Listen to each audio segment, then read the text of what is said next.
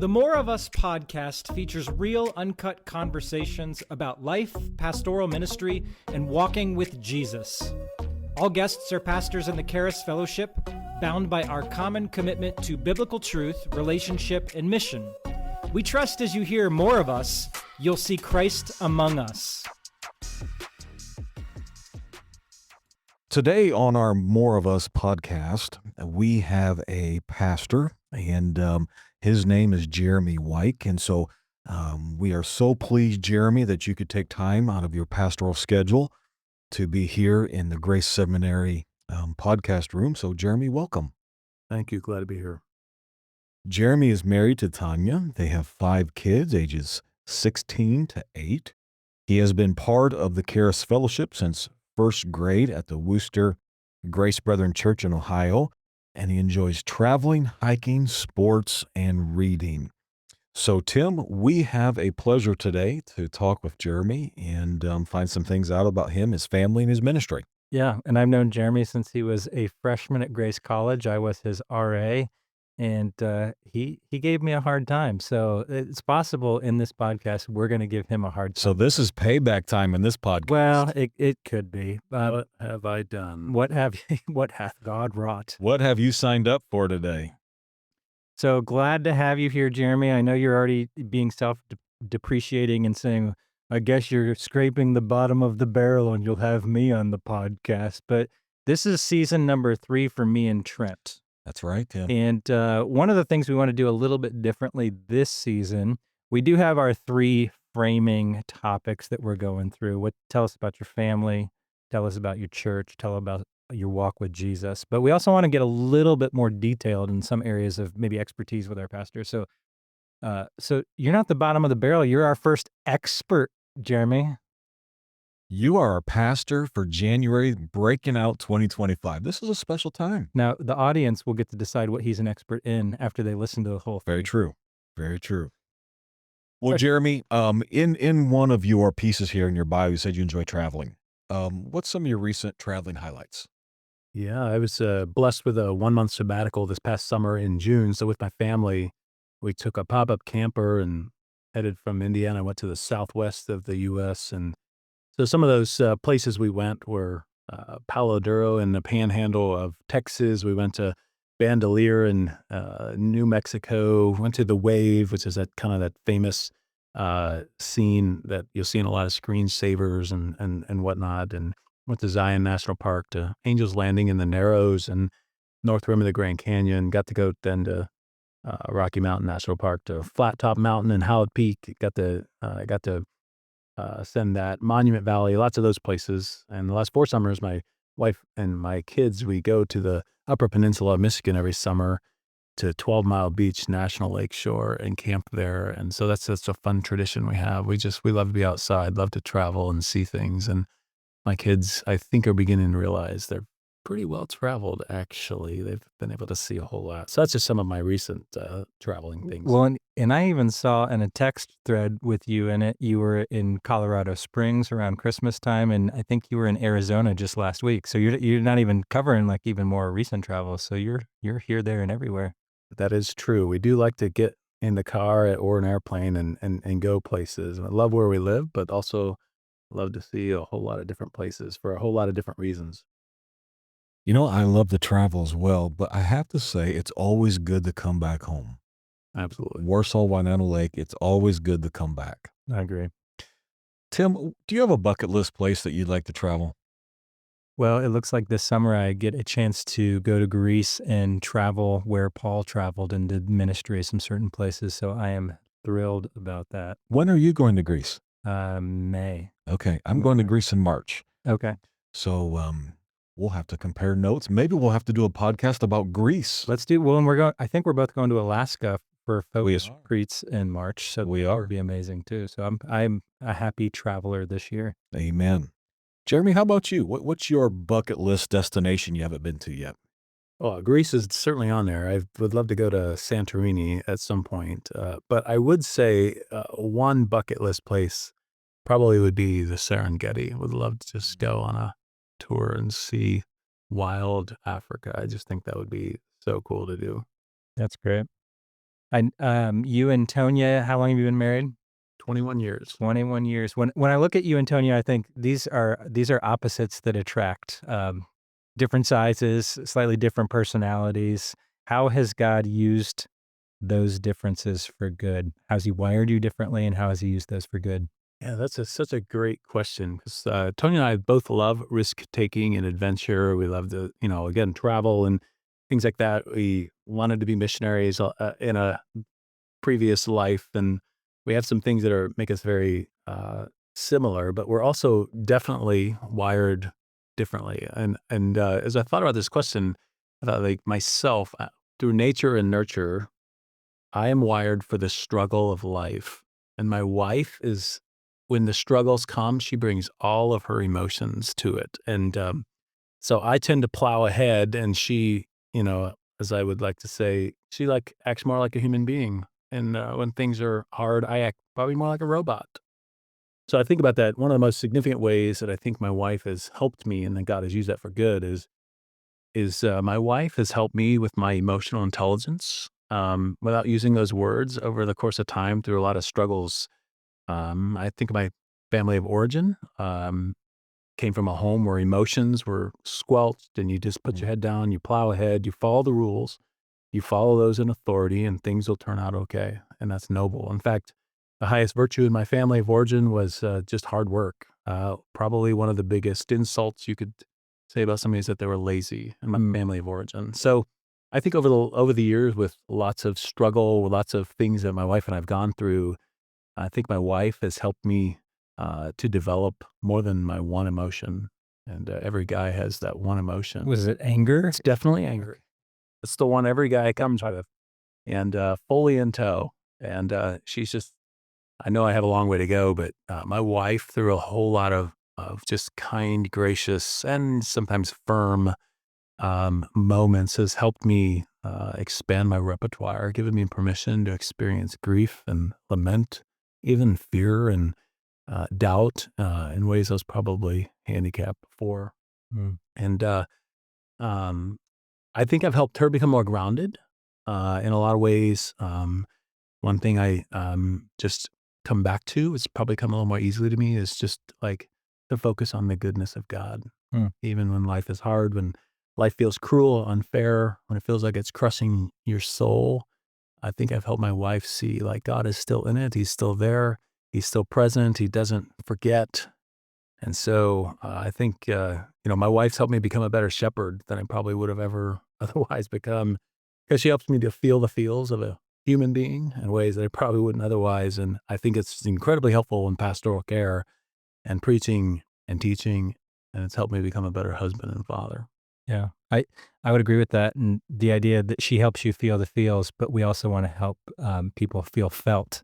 And if you are more emotionally in tuned with your own emotions, then you're probably going to be more in tune with other people's emotions and help them feel felt too.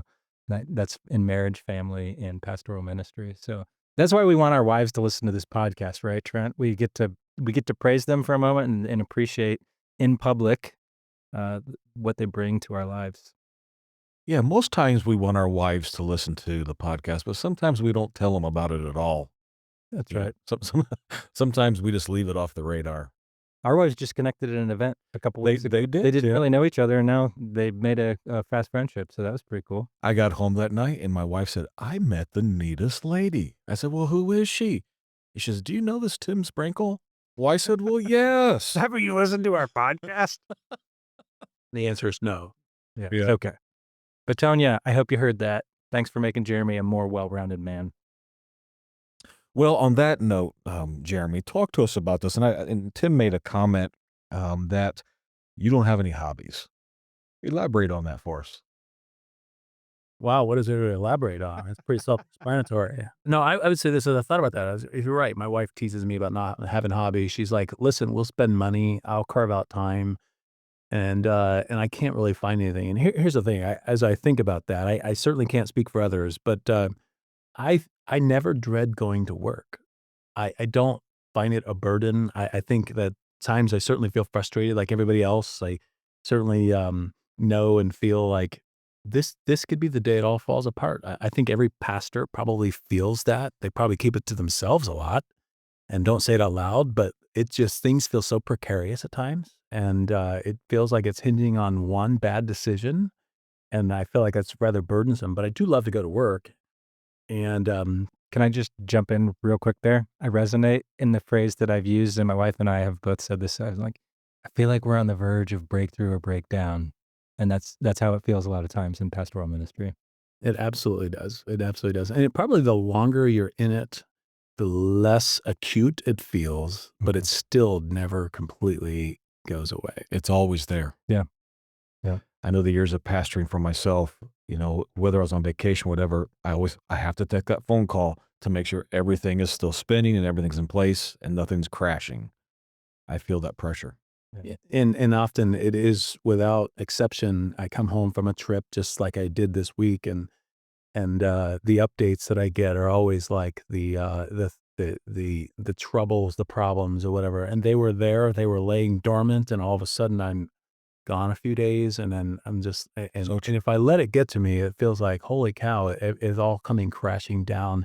Truth is, it's not, and it's not all because of me. It's not sometimes in spite of me, and all those things, but it's just like the buildup of it all, sort of like, you never know what are you coming back to, and you just learn to weather it, I think, over the course of time and keep it all in perspective and realize and just that it's God's church. Jesus is the head. I'm just the steward, and it'll go on without me. But I get to be blessed to be a part of it for this day. And as cliche as that sounds, it keeps things in perspective for me. Yeah. So you love your work. That's one of the reasons you don't have to go chasing after a bunch of hobbies is you love your work. Were you going to say anything else about hobbies? Because I know I interrupted you. That's okay. I would just say one of the ways that I've been able to multitask with work is a lot of the ways I get to have fun is through my work with people that I like and projects I get to work on, and getting to enjoy just things that, but honestly, my church pays for me to have fun sometimes and do work too. But that is one of the blessings of the job is that just I get to do a lot of fun things that I'm always learning and I'm always applying to my work as a pastor, but it doesn't always look that way. But the cumulative effect is that it makes me better, more well-rounded, more refreshed, and probably just able to lead well. But it didn't come by pursuing a hobby. It just came from enjoying my work. Yeah. And we'll come back to one of those things is going back to school. We'll talk about that in a little bit. I would like to talk a little bit more about your family. Your family's unique in the fact that there are numerous children that you've adopted. With that comes trauma and being informed about trauma, and God continues to teach you things through that about just humanity in general. So let me start with this. What prompted you in Tonya to pursue adoption?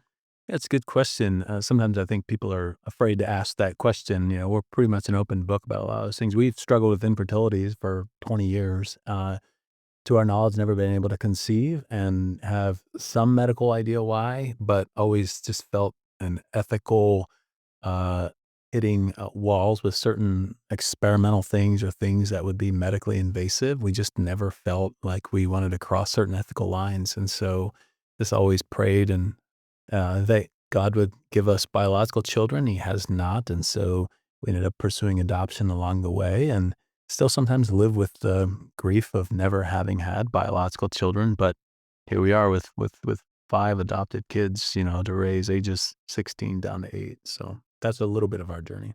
Yeah. I know when you talk about your children too, there's some people say, and my adopted children, like, no, they're my children. We have 2 biological children. We have 1 adopted children. I have 3 children. And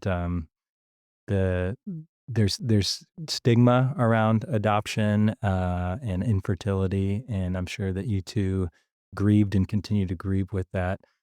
But as you're raising your kids, ages 16 to 8 with a host of problems, you've probably learned a lot of things. What are some myths that you have had to combat related to adoption? Yeah, there are several, and I, you always want to assume the best about people, that it's just ignorance or they didn't know.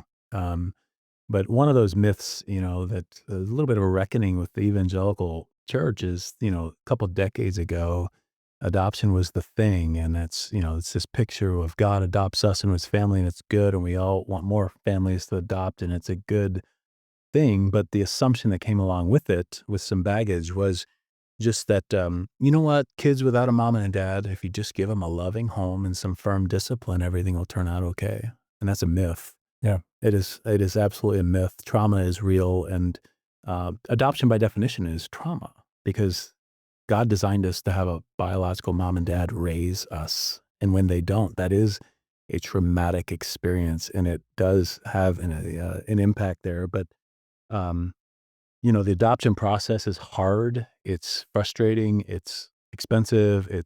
You have every part of your life inspected to deem you fit for this thing called adoption and bring this child in your family. You assume all the risks and all those things, and it is really, really hard. And I would say that's actually the easiest part of adoption. And so that's part of the one of those myths of, like, just give them a loving home and give them some firm discipline, and everything will just turn out okay. Sometimes that is true, but it's certainly not always the case. Yeah. And more than likely not. The second myth, I would say, just I probably believed it on the front end of adoption. Maybe perhaps other people do too, is that really adoption, this really is for the child. This child needs a home. Child needs someone to love and to care for them. This child needs someone to stand in the gap for them and to give them what every child deserves, and provide in ways that a foster care and the institutions, can't provide them. You know what? And in essence, this child needs me. I think that's a bit of a myth, and comes with all sorts of things that God roughs those edges off of us. Because the truth is, if you see adoption that way, you will become very resentful very quickly, because that child will take a lot of things from you. They're hard. Yeah. But I think just I've come to see over the years with my oldest 16, and we were able to bring her home from the hospital, and she was domestically adopted. My other four were born in China, and lived in an institution for those critical months of their lives. So I'm sure we'll come back to that. But I think what I've seen over the years is that I need that child, Hmm. because I need that child to help me become more like Jesus. Because that child gives you lots of opportunities, every one of them, to become more like Jesus. And I need the child to help me learn to trust God more. I need the child to help me see the ugly in myself at my worst moments, because there are plenty of them. And I also need this child to help me long for a glorified body and mind, Hmm. because there's a whole lot of things with trauma that will never be corrected or repaired this side of glory. And you have to learn to live with that kind of tension and fit it into our theology somehow, that there are certain parts of the child's experience that happened before I ever met them that are irreparable. And learning to live with that can be incredibly um, challenging to a whole lot of Christians' theology, including my own. And God continues to sharpen that in my own life as well. If I can interject there, I just left a prayer meeting at our house, and we just prayed for our son who was born with a thyroid issue and has a global cognitive disability. And we still pray, like, God, if you can somehow, like, resurrect his brain this side of heaven, do that. I still pray it.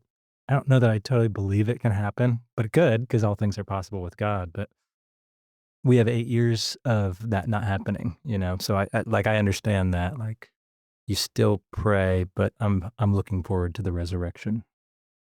Jeremy, do you have a connection with a local ministry called Lost Sparrows? I do. I know Darren and Stacy pretty well. I know Darren pretty well. I've had several conversations with him, and I've been very much blessed by their ministry. Even personally, just going out to dinner with them and talking some of the hard stuff. We have some affinity with some of our stories, can share things with each other that is a little harder to share with other people, where you don't need context and we can just sort of laugh and exchange stories and grieve and laugh and cry together. So I absolutely love them a lot. Yeah, Darren and his wife are precious partners and um, podcast guests in the past Yeah. here at the seminary. In fact, Darren and I have been doing a book reading together over the past year, and just an incredible ministry and blessing to our community. I've had the opportunity to be one of the panel speakers at his conferences in the past, and so they really help families dealing with trauma and just a wealth of information. So even our listeners, if you have children that are dealing with trauma, Darren and his wife are just absolutely phenomenal, and you can reach them at Lost Sparrows, and you can Google and find that information. As a result of that, with everything, and you've shared just a little bit, Jeremy, but what have you learned personally about the effects of trauma on people? Yeah, it's such a great question, because that word, for starters, that word's overused in our society. Like, everybody talks about their own trauma, and sometimes you get the impression that standing in line for 20 minutes at the grocery store was traumatizing to someone. I was like, no, that's inconvenient. That's not trauma. But just because it's overused doesn't mean it's not real. And so neuroscience has evolved a lot in the last 30 years to give us a whole lot of really, really good data and understanding with how the brain works, and that there is brain damage when there is real trauma. And so I'm certainly not an expert in any means, but I have, lived with empirical evidence of it a whole lot in my own life and with my kids. But trauma, it's put simply in my own words, is just the brain's reaction to not having needs met. Hmm. And so when you think about that, I've had to be forced to learn and relearn things with my kids, myself, and whatnot. But um, in my own words, one of the biggest effects of trauma is that it causes you implicitly, unconsciously, to doubt the future because of the past needs that were not met in your life. And it causes you to react in ways that can seem strange. And it's that moment when you can no longer look at the future with innocence, expecting things to have good outcomes. And so, again, that's a pretty layman's way of looking at it. But as it fleshes out, I look at my kids, and the trauma comes in all kinds of forms, all sorts of ages. But my kids, the four of them, lived in an institution the first formative months of their lives, and 17 months to 30 months for those four kids. And neuroscience just happens to teach us that the first 18 months are incredibly formative in your life of learning how to have your needs met. And so when you think about those first 18 months of your life, they are compoundingly significant for this felt safety for a child. And think about it. In the first 18 months of a child's life, in a typical situation, not perfect, but typical, dozens of times a day, hundreds of times a week, thousands of times a month, a child learns that when they cry, they are important and they have a voice when someone responds to them. To a cry for food. They're hungry and someone brings them food. They're cold and someone brings them a blanket. They're tired and someone puts them down to bed. They have a diaper that needs changed. Somebody brings comfort there and changes their diaper. Over and over and over again, we take for granted how what we teach and reinforce in a baby is that they have a voice and that they're important, and that when they communicate, someone will come meet their needs. We take that for granted in a typical situation. You take kids who have lived in an institution, they did not have that care at all. In fact, if a child doesn't have someone respond to their needs, one of the worst effects that you'll ever see is that they stop crying when they have needs, because they already know they don't have a voice. Yeah. And so the child stops crying. The child learns they have no voice, and that they shouldn't trust caretakers to meet their needs, and that they're going to have to survive on their own in the world.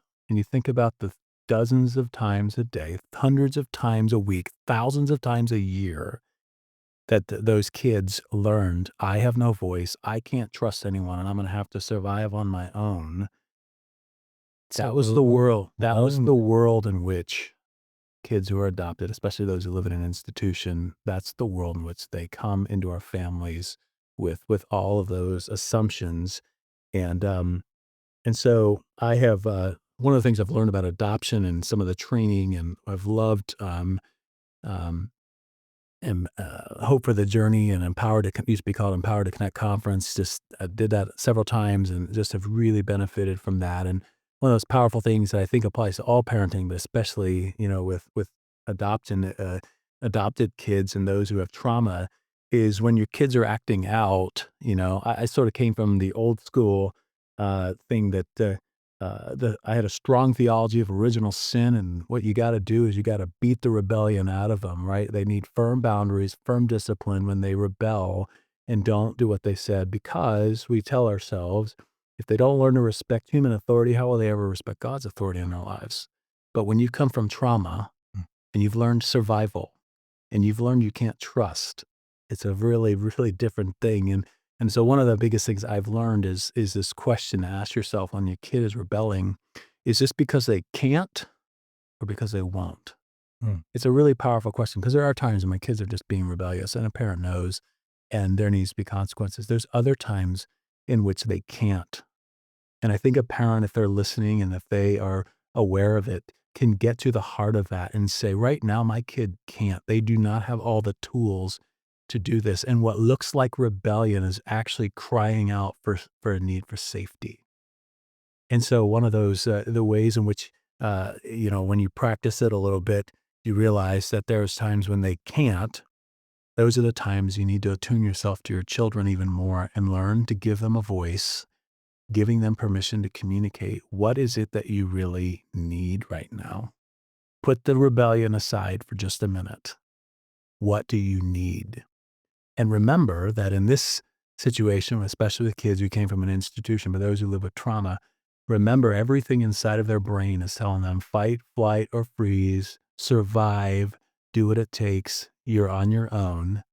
And learning to communicate and give them words is really powerful. That applies to all kids, but especially those who have lived with trauma.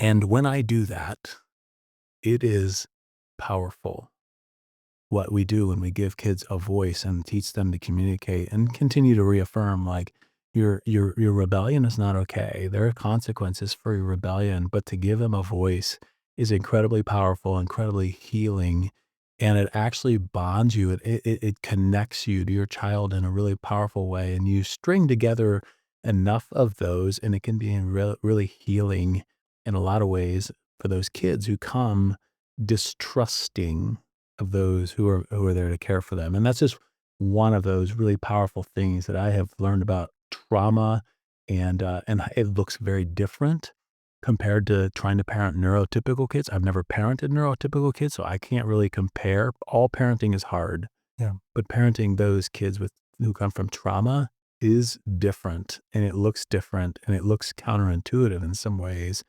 But neuroscience has helped us understand some really powerful ways to minister and help those kids grow, not only physically, but emotionally, psychologically, and spiritually, by learning to listen and to have that intuition to say, is this because they can't, or is this because they won't? And to know the difference. In your experience then, and training and self-study, how has loving children from difficult circumstances helped you as a shepherd and a pastor? Yeah, it's such a great question. It's hard not to, because I have a day job, that can sometimes feel abstract, but every time I go home, it becomes very concrete.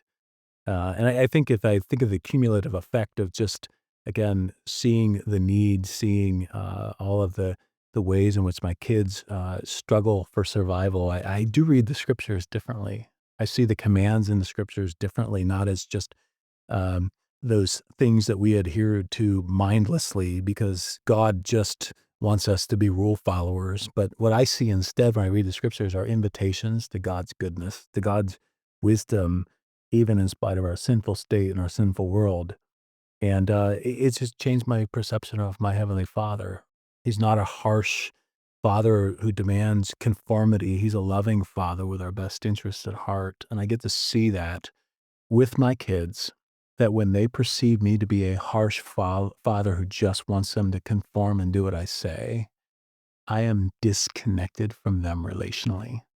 When I approach them as a compassionate father who cares about their deepest needs, not just their conforming to what I say, it connects us in really, really powerful ways. And it is a picture of our Heavenly Father. And so I think it just helped me have a better posture towards people. It means I often have to assume the best in people and not all. And yes, I still let them experience the consequences of their choices, and I don't ever remove those from them. But I think it's helped me to be one who walks alongside people better. Let's go to the Father together, and instead of trying to use shame or guilt them to change their behavior. A long time ago, I heard Walter Brueggemann, scholar, say, and it's been really powerful. He says, people do not change by moral exhortation, but by transformed imagination. And that has stuck with me for 20 some years. And it's really powerful. And I think it's true. And I think when you are trauma informed and when you raise kids from trauma, you live that every day. They will not change by moral exhortation. But when I can transform their imagination of who I am, who they are, and their loving Heavenly Father and the authority in their lives, it brings out the best in them. And I think that God does that with us as well. And so, yes, shepherding, people requires patience. It requires a whole lot of self-reflection, that's for sure. But it means that I am trying to help people and get to the real need. And I do love that picture of Jesus with the woman caught in adultery in John 8. I think there's a powerful principle there in shepherding people. When they brought the woman caught in the act of adultery before Jesus, he defends her publicly. He comes to her aid. He does not allow them to pour out their wrath upon her and do what the law said. Jesus pointed it back on them until they were forced to walk away discontent. And it was at that moment when that woman knew she was safe, when that woman knew that he would defend her, when that woman knew that he would protect her from the worst of their shame, then he spoke the truth to her in love. And I think that's a powerful pastoring principle to abide by. So I want to protect people publicly. I want to encourage and affirm people from the pulpit. And then in my office behind closed doors, that's when I will speak the blunt truths of God in ways, because people already know that I will protect them. They already know that I'm safe. They already know that I'm for them and that I love them. And they just listen differently than I could ever speak those same words from the pulpit or in public. And so that's some of the ways in which just parenting my kids from trauma helps me shepherd better. You see what we're doing here, Trent? In year 3, we're going a little deeper. Absolutely. Jeremy's expertise, his experience really in not just parenting kids from trauma, but even what you described in your relationship with your wife and your upbringing. Like she was attuned to you and it helped you attune to your children better. We need that. Before we talk a little bit more about your church, do you have off the top of your head any resources for people to dive deeper into trauma? I know you mentioned a conference that you went to. One of the books that they published is The Connected Child, but what would be some resources you'd point people to if they want to go deeper in understanding trauma? Yeah, there's a lot out there. There's the seminal book in sensory processing disorder, which is a whole different gamut that affects a lot of kids. The Out of Sync Child, I'm trying to remember the author of that, is a really good book. The Whole Brain Child is another really great book that I have recommended to people, and they have found really helpful. I do think the seminal work in just neuroscience and trauma is The Body Keeps the Score, a great book, not even by a Christian author, but his whole premise is that your body never really expunges trauma. It stores it, and it comes out in really weird ways, sometimes physically with physical debilitation, sometimes really strange ways. And again, when you live it, you go, yeah, this is absolutely true. Yeah, and so those are just some of the resources that I think, and there's more, but those are the ones I think of off the top of my head. Yeah, and I'd also say again, Lost Sparrows, if you go to their website, I think they've probably curated some great resources and they have good conversations as well. Man, thanks for sharing that with us. And as we talk a little bit more about your church, I know at Community of Hope, you have called yourself, I've heard you say this, the CEO, not because you're, up at the top, but you're the chief equipping officer of the church. What do you mean by that title? Yeah, so there's been a bit of an evolution. I've been on staff 17 years, and in my role, I certainly didn't start with this assumption. I can admittedly didn't learn this in seminary, um, but just Ephesians 4:1 through 16 have been so powerful in my formation. Admittedly, there's not a lot of resources out there, but so when I say chief equipping officer, um, it means my job is to empower and equip people to rise to their full potential in Christ, become who God has made them to be. As Paul says there, he gives the fivefold giftedness. He gave apostles, prophets, evangelists, shepherds, teachers, 4:11. Why? 4:12, to equip the saints for the work of ministry. That's my paraphrase. And then he goes on to describe how the whole body builds itself up in love when every body part is doing its proper function. And there's something really powerful in there, and there's a whole lot of untapped potential for a lot of churches there to apply it. And so just trying to imperfectly figure out, what does it mean to flip the script and not say I'm at the top of the org chart. I am the leader because I went to seminary and I spend my work week in the office, but my job instead is to equip the church, staff and volunteer, to rise to their full potential to impact Christ Church and His kingdom. And I will tell you, it's a really messy. But some of the ways in which that just plays it out is learning over and over again. I learned to delegate more than I ever would have thought possible. I welcome as many ideas as possible, and I spend a whole lot of my time coaching people, volunteer and staff. And most of that coaching happens behind closed doors in ways where people feel safe and they can hear hard but necessary feedback to help them become better leaders and to be more effective in the work of ministry. Jeremy, you've expressed so many things in this podcast so far, dealing with adoption, trauma, now sharing your heart with um, how you pastor your church and leadership. You have another element on your plate, and that is you're going back to school. And I believe you're doing that here at Grace College and Seminary. Tell us about your schooling update. Well, my schooling, I'm actually doing my doctorate of ministry program at Wheaton Oh, we College. okay. And yeah, the simple explanation, for that was my college undergrad was at Grace College. My seminary for my MDiv was at Grace Theological Seminary, and so I just wanted a different experience with in a different pool, just to think and to be challenged and stretched in a lot of ways. And so yeah, it is a doctor of ministry program. I'm halfway through it. I'm in my second year, so my fourth of 6 classes. And yeah, I wanted to do that just because I wanted to think more deeply about ministry. You're in it for so long and you kind of get in ruts a little bit. And it's actually interesting. My cohort, I'm not the oldest and I'm certainly not the youngest either. I'm probably right in the middle there. So You seem like a middle-aged guy to me, I or whatever definitely that's. I definitely am.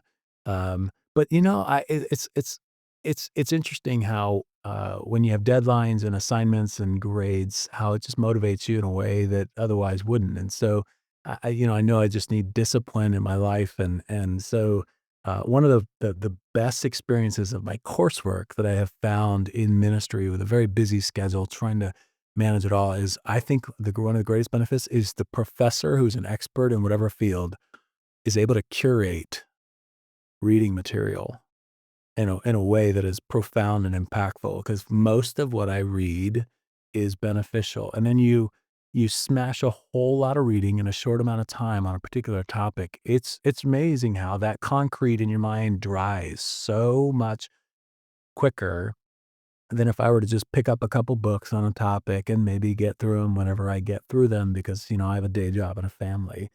And so it's been incredibly beneficial that way. I also wanted to go back just because I knew I was somewhat hitting a wall with my equipping ministry as the CEO of the church.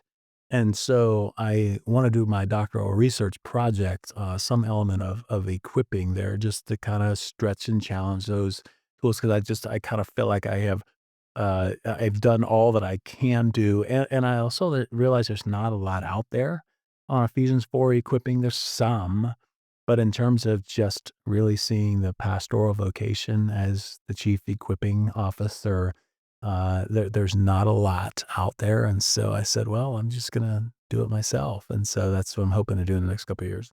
Yeah. You keep mentioning Ephesians 4, and I can't help but reference the name Tom Julian, because I know for years he was making phone calls to pastors across our fellowship and asking them if they were part of the equipping network and championing this call to be someone who lives out what Ephesians 4. So the first time I had heard someone champion Ephesians 4, it was Tom Julian, and I know that he had called you over the years, and you've adapted that to your church context, and you do your ministry roundtables, and you have unleashed the laity and then had to draw them back in, and then you have to empower and coach, and the things that you talked about therefore. But one of the things I like about our podcast is it is focused on the Charis Fellowship, and so we have these names that we know in common, and it's nice to be able to just mention someone like Tom Julian. Your current doctoral, going back to your current doctoral study, though, you've gotten me hooked on John Dixon. I know he was one of your first professors. You're bringing him out to Indiana in later in the year, and he talks about public Christianity, which is an idea that I think is interesting, and Jesus Bites is something that he's trained you in, and he writes about. Can you describe public Christianity and what a Jesus Bite is for us? Yeah, so a little background. John Dixon he's Australian, and he's now a professor at Wheaton, and he just felt called by God to come to America.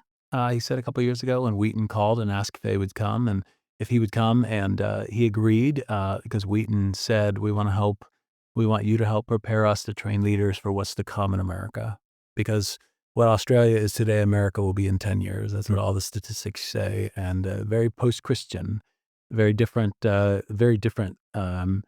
context in Australia than America necessarily in terms of Christian roots. Australia doesn't really have a whole lot of Christian roots, whereas America does, and whatnot. But his point of public Christianity is this, that if we are going to reach people for Christ, and we all want to reach people for Christ, Yeah.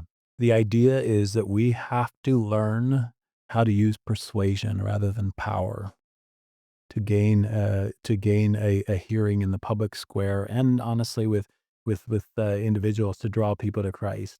John Dixon's a historian by training of the early church, and so just a lot of what he talks about in terms of just context, laying the foundation for public Christianity, is this, that in the early church, they started with 120, right, in the upper room, and Pentecost comes, and all they had when Peter stood up was the Spirit of God now living in them, causing a ruckus that day, and the story of Jesus. They had the testimony that they knew he was alive, and they had seen him raised from the dead and ascended to heaven, giving them a mission. That's it. And within 400 years, that same rabble who had no power, who had no influence, who had no seat in the public square, literally changed the Roman world, and in really powerful ways. And the question is, how did they do it? And so you look at a lot of the early church writings there, they didn't assume that they would have power. They had no voice. They were persecuted, and yet the Roman world was changed. So How'd they do it? You read their stuff. Well, they learned to be persuasive when they talked about Jesus. They often would affirm the things in their culture that they could affirm. They would often, they were persistent in their teachings about Jesus. And what's really interesting and fascinating, and probably something for us to take a page out of their playbook, is that for them, the gospel wasn't a propositional set of axioms. It wasn't a presentation. The gospel was what was written in the gospels: Matthew, Mark, Luke, and John. It was the entire story of Jesus, including his death and resurrection, absolutely. But it was the story of Jesus, and that's what they shared. That's what they knew. That's what they were immersed in. And it doesn't mean nothing else in the scriptures are important, but that's what they focused on, and that's how they changed the world. And so, what John Dixon would say is, listen, our world has changed.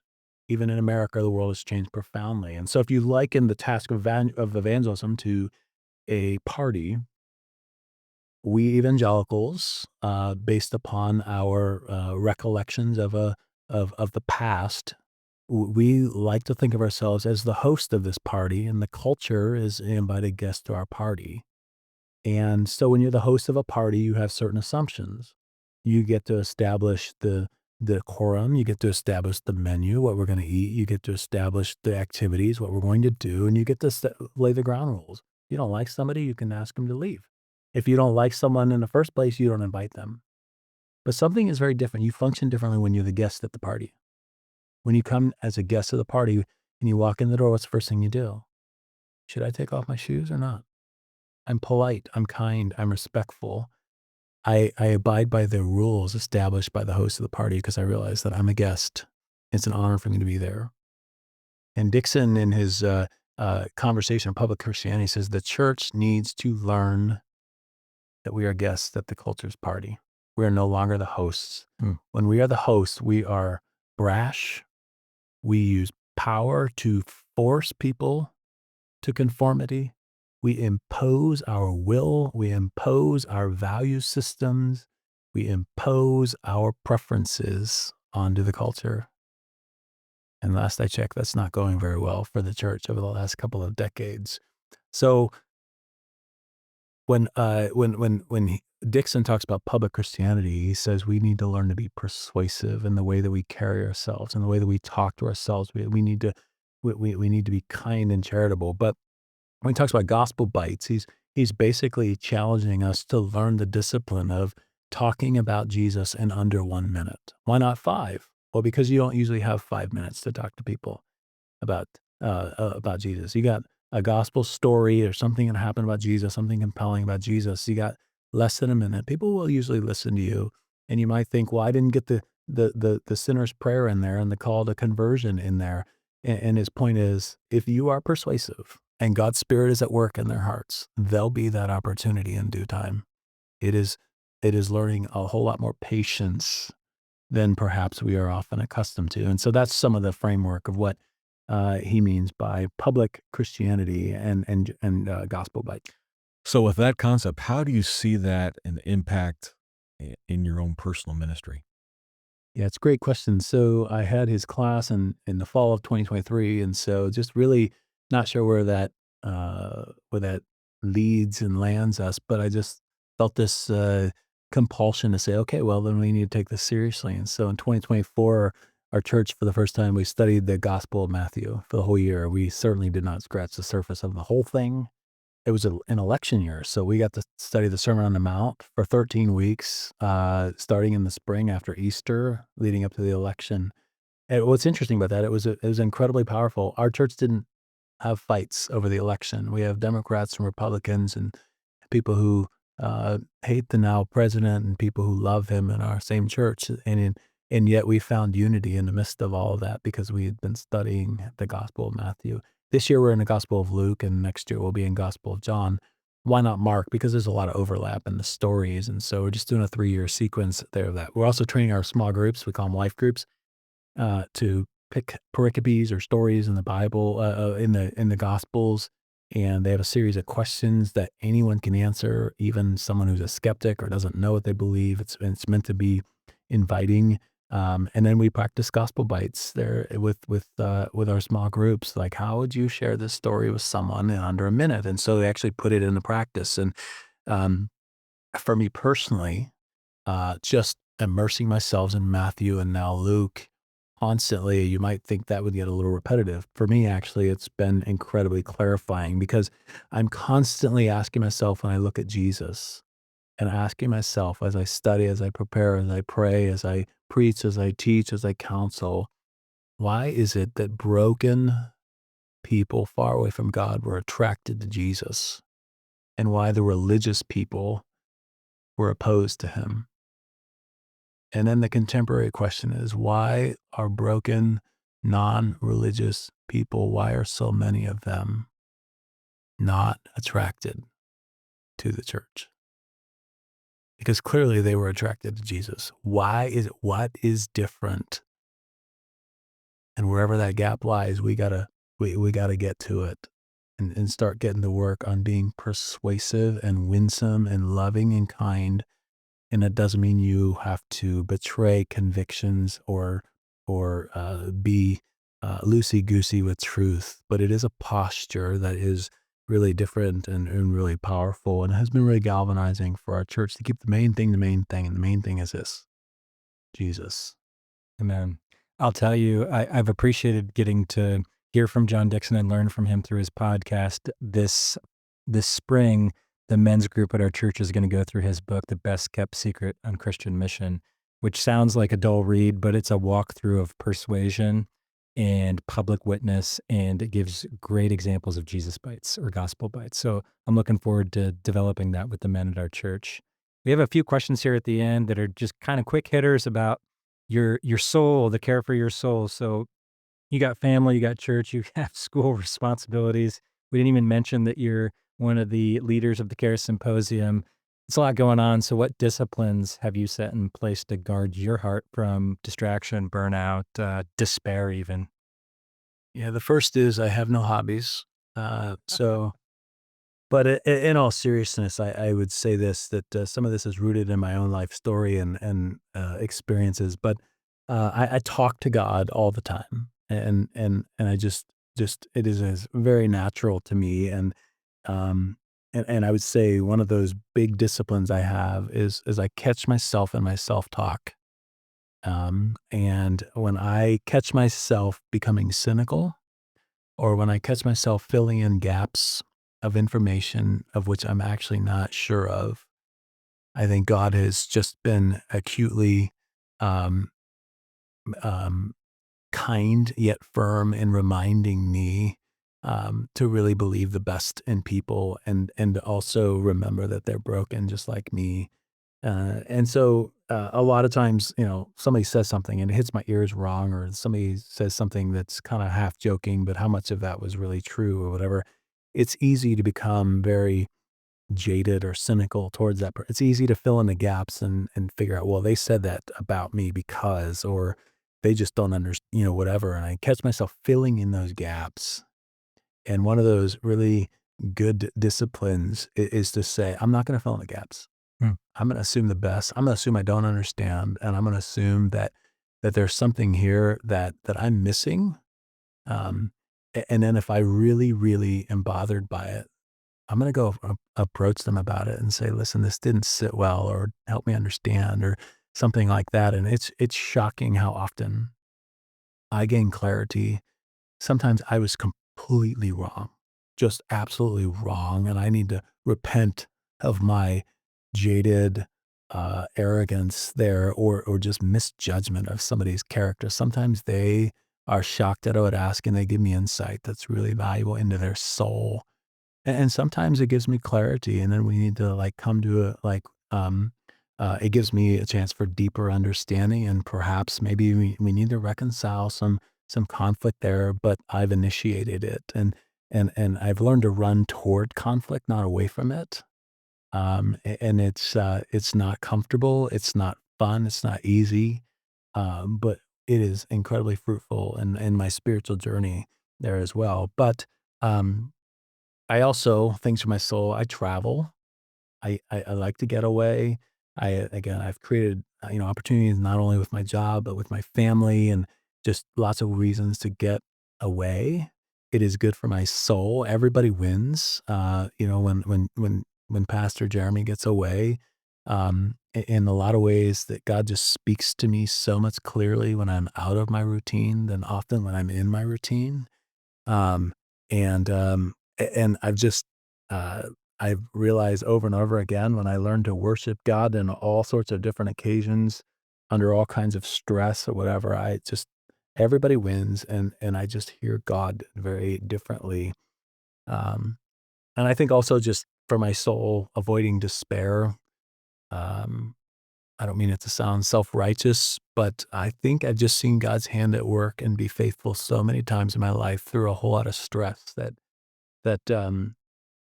through stress, trauma, horrible situations, extreme disappointment. We've all had lots of them. I've had my share.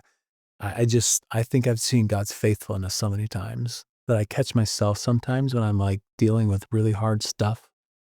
I find myself getting excited about what's next because because I wonder what what are you doing that's around this corner that I don't see yet? And right now it looks daunting and scary and it looks like the bottom's falling out, but you've been faithful so many times. And I think when I have that that little kid who's just like waiting to see what God does, I think that it does wonders to my soul, and He has never let me down yet, and He probably never will.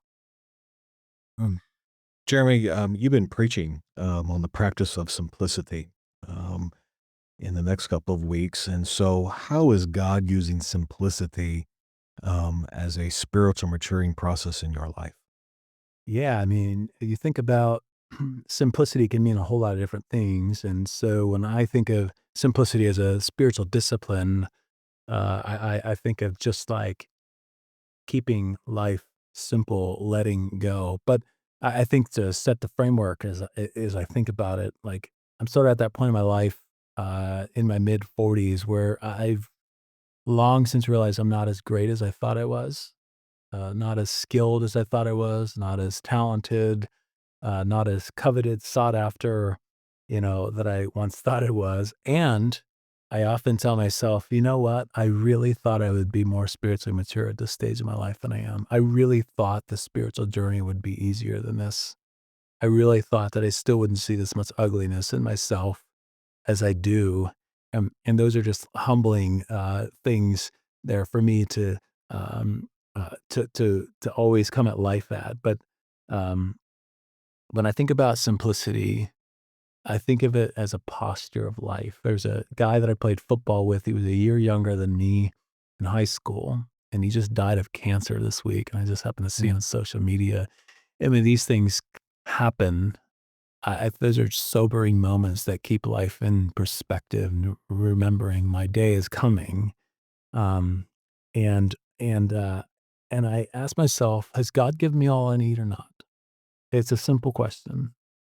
Does He give me everything I need? Well, He promises to. He's been faithful every step of the way. And if He has, then I can look at my life differently, and I can see that He gives me everything that I need. And so when I think of simplicity, I think of distilling life down into what it is that I need. What do I need? And when I understand where that space is of what I need, everything else that I have, He gives me to share. He gives me to be generous to other people. And I get to model the generous God who rescued me and saved me when I get to be generous there as well. I think sometimes simplicity in the Christian life can be misunderstood. We think of simplicity, we think of monks who went off into the desert as a form of protest. In some ways, simplicity today is a form of protest against consumer Christianity that's always wanting more and more and more and not content and always struggling with greed. And it is that. I think simplicity is also more. It's a posture, though, a eager willingness to give away what God has given to us as a form of worship to the one who gave up everything for us. And so we're never going to outgive Jesus. But when we steward our resources the way that he's entrusted to us, I found it's amazing how I'm never lacking and that it is utter joy to be able to give away what God has given to us. But it's a posture. So a posture of simplicity is an understanding that he gives me what I need, and everything else beyond that, there's joy in giving it away to somebody else. We're going to have Jeremy at our church on Sunday preaching on simplicity. I'm going to be at the Winona Lake Church preaching on retreat or solitude, and Kip's going to be at Jeremy's church preaching on rest. And we're going to do this rotation for 3 weeks. It's something we did once before. We're going to do it again. One of the things I deeply appreciate about Jeremy is the years of friendship that we have. I love doing pastoral ministry with other pastor friends. This is actually this question about friendship, which is a form of spiritual discipline, is another whole podcast. So I'm actually going to skip it. And I'm not even going to ask you the last question. What do you need to hear from Jesus in this season? Because I feel like as you were sharing the last couple of answers, I got the answer for you. Not that I get to be the voice of Jesus, but you said the word faithfulness, faithfulness, faithfulness numerous times. God is faithful. And I couldn't help but think that when you're trying to fill in the gaps with trust with other people, sometimes we need to do that with God too. He is a person and he's very personable. And when you do that with him, he proves himself faithful.